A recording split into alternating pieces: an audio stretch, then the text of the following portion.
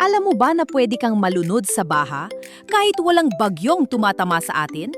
Ngayon, may bagyong Dumeng na malayong malayo. 875 kilometro sa silangan ng Luzon. Hindi siya lalapag sa Pilipinas.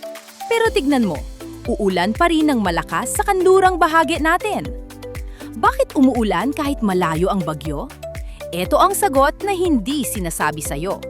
Ang sikreto ay tinatawag na habagat, ang southwest monsoon. Mainit at basang hangin galing timog kanluran, tumatama sa Pilipinas tuwing Mayo hanggang Setyembre. Pag may bagyo sa malayo, hinihila niya ang habagat papunta sa atin, parang vacuum ng ulan. Alam mo ba, 33% ng ulan tuwing habagat ay galing sa malalayong bagyo. Doble sa ulan ng direktang tumatama. Noong 2024, ang Super Typhoon Karina hindi lumapag pero umulan ng isang buwang ulan sa 24 oras.